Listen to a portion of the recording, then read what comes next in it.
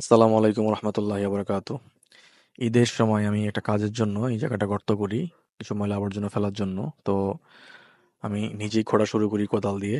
তো খুঁড়তে খুঁড়তে আমার এই জায়গাটাতেই আবার পাইপটা গেছে, মসজিদে লাইন গেছে। তো আমার খেয়াল ছিল না। খুঁড়তে খুঁড়তে এক কোদালের কোনাটা লেগে পাইপটা একটু ছিদ্র হয়ে গেল, যার কারণে পানি বের হয়ে গর্তটা লোড হয়ে যাচ্ছিল। মানে যে কাজের জন্য গর্তটা করা সেটা আমি করতে পারছিলাম না, সে ময়লা আবর্জনা ফেলতে পারছিলাম না, কারণ পানিতে লোড হয়ে গেছিল। তারপর চাবি অফ করে দিলাম, চাবি অফ করে লাইনটা বন্ধ মসজিদের।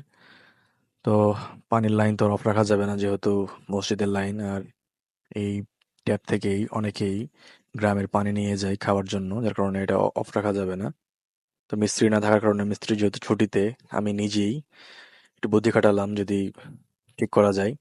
তো আমি জায়গাটাকে ভালোভাবে পরিষ্কার করলাম, পাইপটাকে পরিষ্কার করলাম। তারপর বাজার থেকে নেগেটিভ পজিটিভ যে আঠাটা আছে এটা আমি নিয়ে আসলাম, কারণ ওটা দিয়ে এখানে ফিল আপ করে দিলে, লাগাই দিলে অনেক শক্ত হয় এবং মানে আঠাটা অনেক কার্যকরী। ওই ফোঁটাটা ফিল আপ করে দেবে। তো পাইপের ফোঁটা দিয়ে, মানে পাইপে পানি ছিল, পানিটাকে আমি একটু সিরিঞ্জের মাধ্যমে বের করে নিলাম, কারণ পানির কারণে জায়গাটায় আঠা ঠিকভাবে লাগাতে পারতাম না, কারণ শুকনো অবস্থায় লাগাতে হবে। তো পানিটা বের করার পরে আঠাটাকে আমি ভালোভাবে হাতের তালুতে নিয়ে ভালোভাবে মিক্সড করে, কারণ দুইটা আঠা থাকে এখানে, নেগেটিভ পজিটিভ বলে, মানে হার্ডওয়্যারের দোকানে বললেই হয়। তো ভালোভাবে আমি এটাকে মিক্সড করে নিলাম হাতের তালুতে। হুম, এইভাবে। তারপর এটা যখন একটা পর্যায়ে দেখবো যে পুরোপুরি মিশে গেছে, দুইটার সাথে মিশে গেছে, দিয়ে আলাদা একটা কালার তৈরি হয়েছে, তখন এটা ব্যবহারের উপযোগী হবে। হালকা একটু পানি দিয়ে আমি মাখিয়ে নিচ্ছি। এটা আপনি যখন ব্যবহার করবেন তখন আপনি নিজেই বুঝতে পারবেন।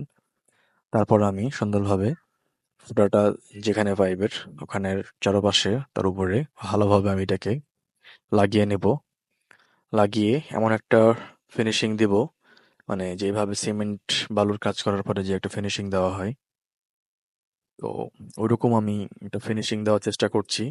তাহলে এটা আঠাটা লাগানোতে যে কার্যকারিতা, সেটা পুরোপুরি পাওয়া যাবে।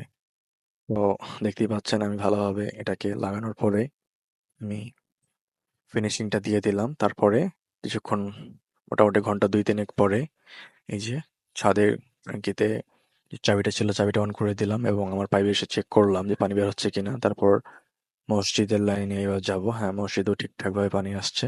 তো প্রিয় দর্শক, ভিডিওটি যদি একটু ভালো লেগে থাকে তাহলে ভিডিওটিতে অবশ্যই লাইক, কমেন্ট এবং শেয়ার করে পাশে থাকবেন। অসংখ্য ধন্যবাদ।